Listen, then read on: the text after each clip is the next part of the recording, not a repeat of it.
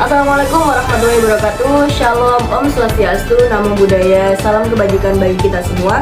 Di sini kami dari kelompok 5 ingin membahas tentang kebijakan 3 lembaga yang ada di Nusa Tenggara Timur. Untuk yang pertama ada lembaga eksekutif, yang kita ambil adalah contohnya gubernur. Untuk gubernur sendiri ada satu pembangunan infrastruktur. Pembangunan infrastruktur menjadi salah satu prioritas utama dalam kebijakan gubernur NTT.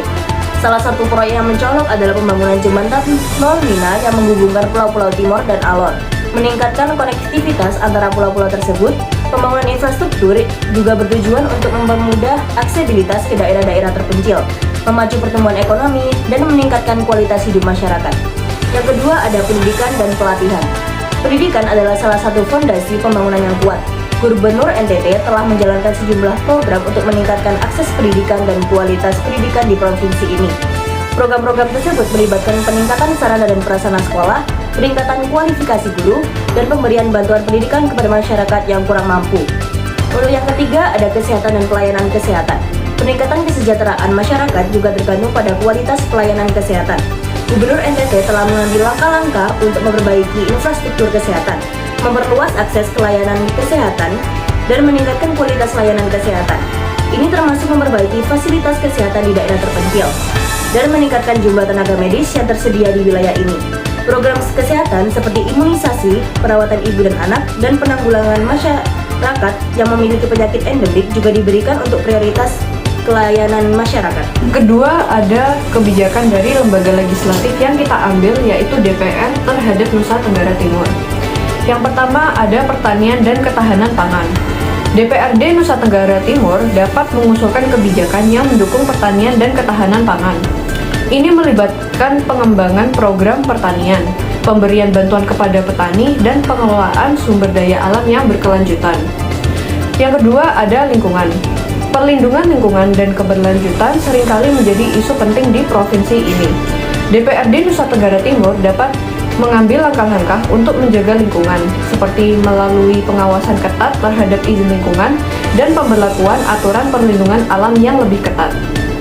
Yang ketiga ada pemberdayaan masyarakat dan kelembagaan.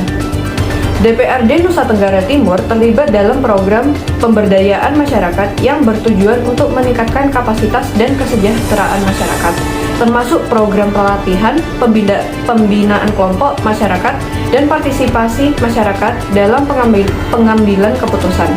Yang keempat ada pariwisata dan ekonomi kreatif.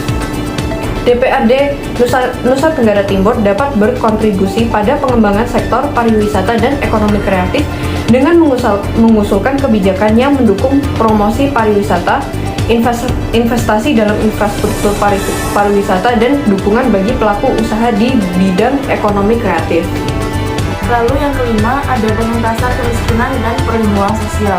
DPR NTT berperan dalam mengusulkan program-program pengentasan kemiskinan dan perlindungan sosial yang bertujuan untuk mengurangi kemiskinan dan ketimpangan sosial di provinsi ini. Lalu yang keenam, pengembangan sumber daya manusia. DPR NTT terlibat dalam perumusan kebijakan untuk pengembangan sumber daya manusia, termasuk program pelatihan, beasiswa, dan pendidikan yang bertujuan untuk menciptakan sumber daya manusia yang berkualitas. Dan yang terakhir, pembangunan daerah terpencil dan terisolasi. DPR NTT memperhatikan kebutuhan daerah terpencil dan terisolasi, dan mereka dapat berperan dalam mengalokasikan anggaran dan sumber daya untuk mendukung pembangunan di daerah-daerah tersebut. Kesimpulan, kebijakan pemerintahan di Provinsi Nusa Tenggara Timur, Indonesia, tercermin dari sejumlah faktor yang mempengaruhi wilayah itu sendiri. Sebagai provinsi yang terdiri dari sejumlah pulau dengan keragaman budaya dan geografis, NTT telah menghadapi tantangan unik dalam hal pembangunan ekonomi, infrastruktur, dan pelayanan publik.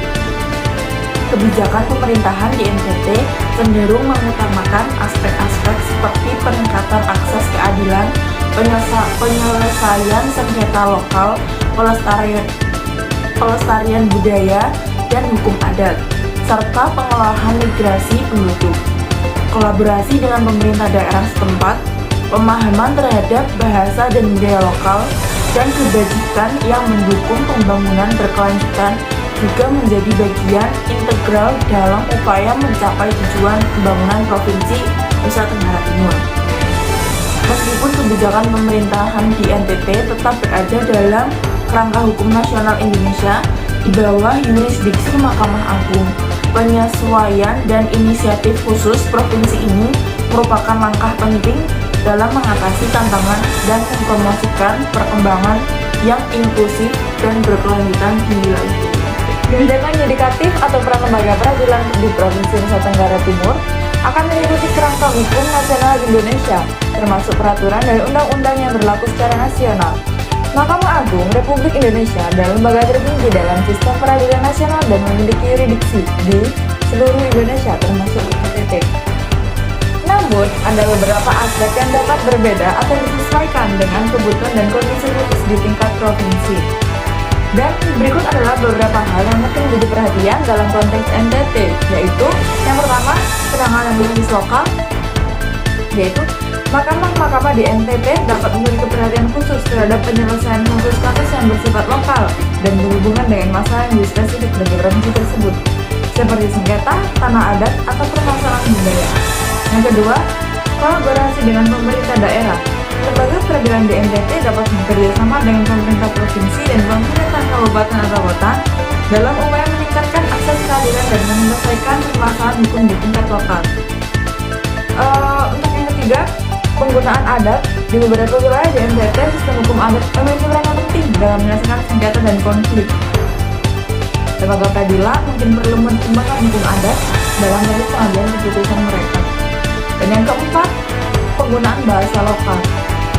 Penggunaan bahasa lokal di NTT dapat beragam bahasa daerah digunakan dapat memastikan pemahaman yang lebih baik oleh pihak yang terlibat dalam proses peradilan. Yang kelima dan yang terakhir, NTT adalah provinsi yang memiliki beberapa pulau dengan mobilitas penduduk yang tinggi, termasuk migrasi penduduk antar pulau. Lembaga peradilan melaksanakan kasus yang berkaitan dengan migrasi.